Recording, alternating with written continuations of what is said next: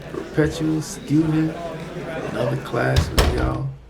Remember, like, subscribe, comment, and share.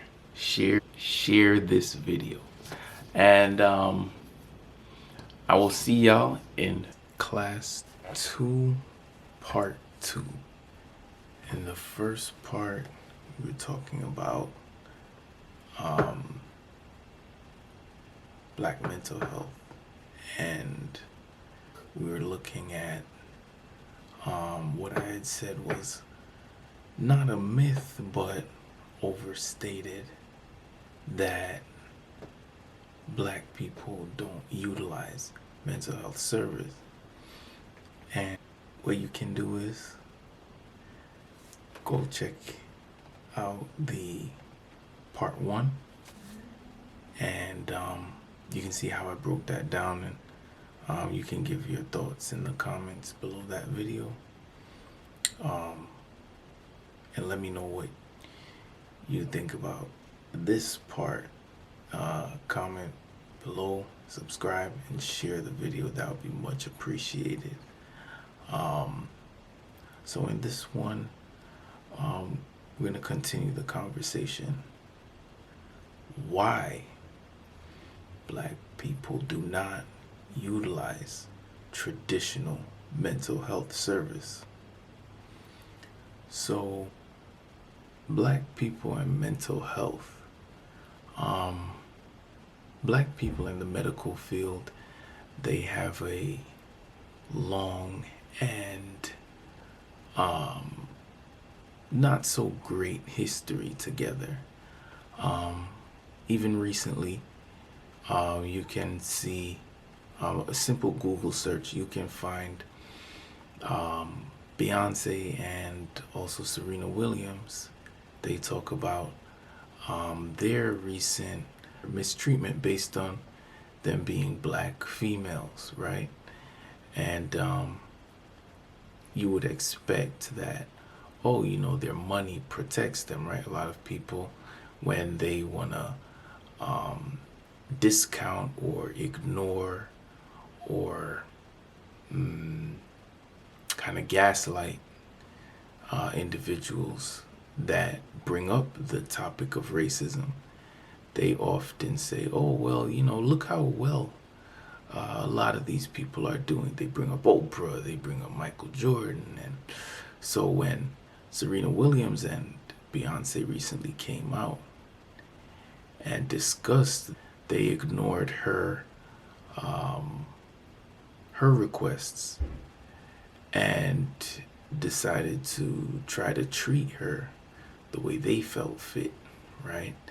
And this goes back to the old idea in the medical field that Blacks can tolerate more pain. That's bias, that's racial bias, right? All right. So one might say, oh, what does that have to do with psychology? Well, the medical field has, in some ways, in a lot of ways, has not only melded together but incorporated mental health into its systems. You can look at psychiatry as one, neuroscience as another. So they are hand in hand. And that's not even recent. That's going back even to the times of, like, if you want to talk about Asclepius or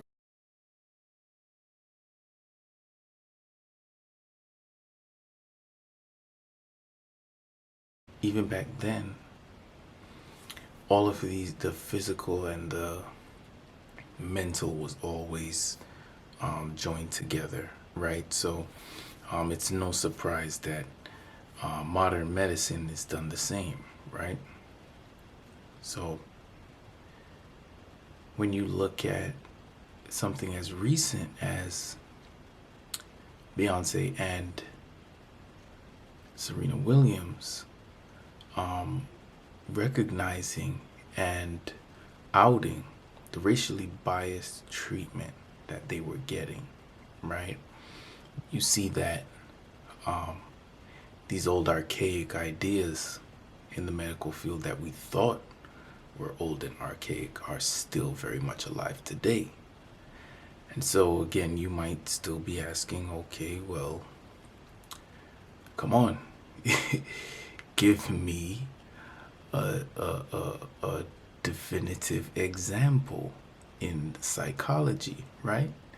That is making black people balk, stop themselves, and kind of shy away from mental health.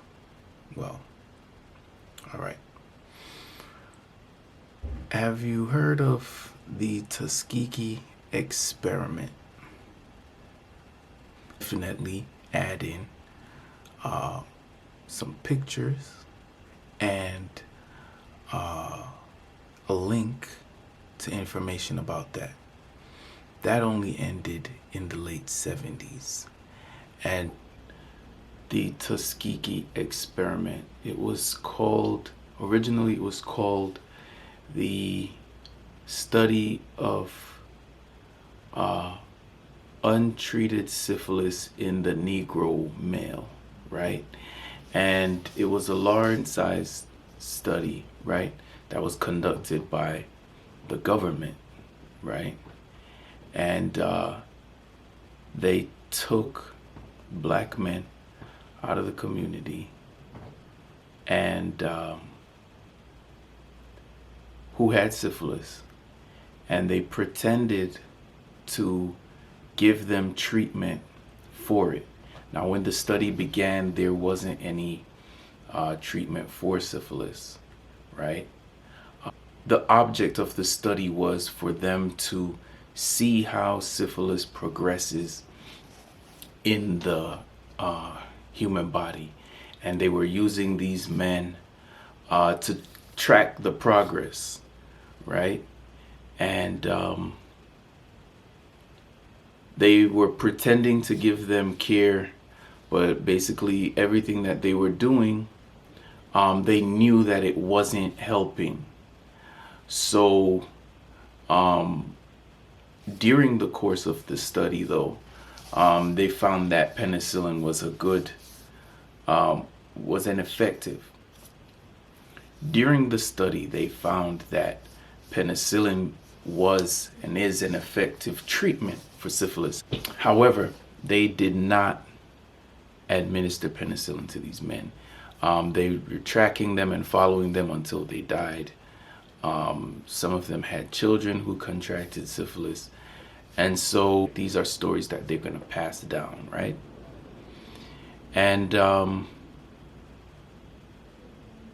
what happened was, you can see the effects still today even, right? Where, black people are very cautious about the current climate, right? The 19, right? And, vaccines and things like that, right? So, I mean, if you're a person who's thinking that there's no reason for mistrust coming from the black community when it comes to psychology, stories are passed down and that trauma is passed down, right? And so we have to look at those things and understand that there is cause to pause, right? As they say, right? So when stories like this are handed down, which naturally they would be, obviously that generational trauma, and that's another topic that I will cover in a later video, that is going to be handed down. You're going to remember that, you're going to be affected by that, and that's going to affect your decisions down the road. Whether you believe that's healthy or not, that's just a reality, right? And so there's distrust in the black community from something like that. Tuskegee experiment. Well, you want another example? All right.